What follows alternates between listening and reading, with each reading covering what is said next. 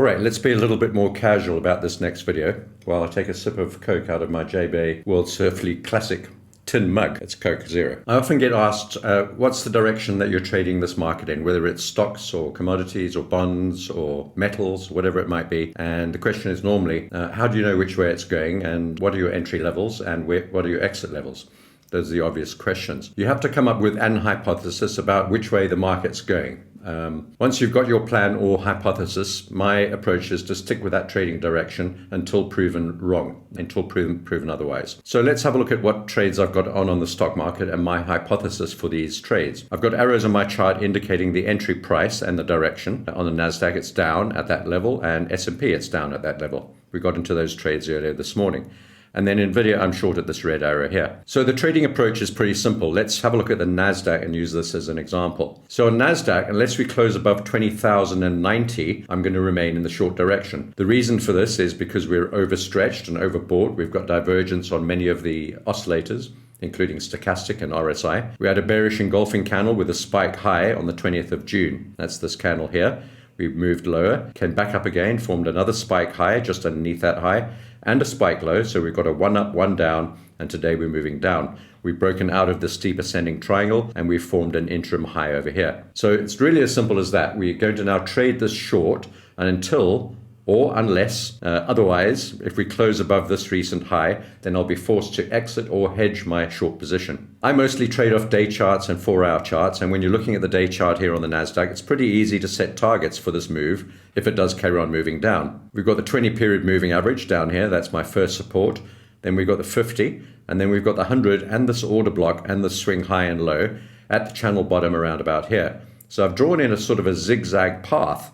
And it's just to give me an idea of what could happen, not actually a real path. It's an idea of the flow of this trade, not necessarily the exact levels and the timing. But you can see if we get down to the second order block, we have about a 15% pullback.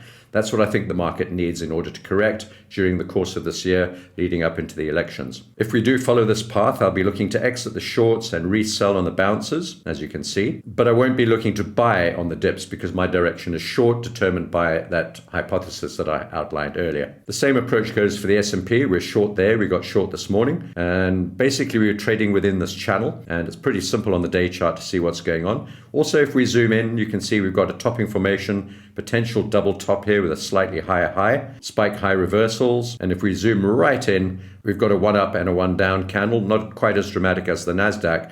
And we've also made a lower daily low and a lower daily high and just broken down through this very close support level here. There's the 20-period moving average. That'll act as support.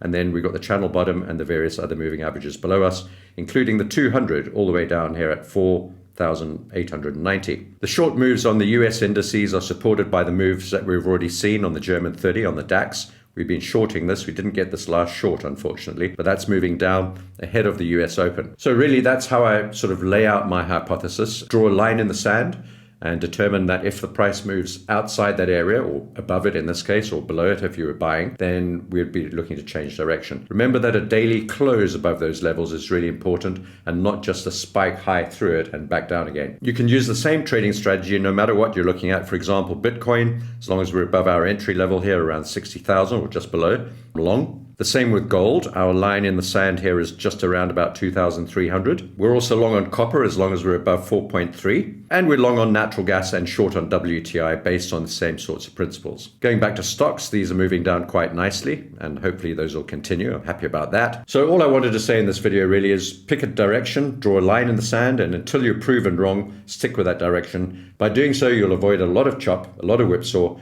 and by doing so, you'll probably improve your profitability. So thanks for watching. I'd love your subscription and your thumbs up, and I'll play you out with one of my latest Suno AI videos. Take care.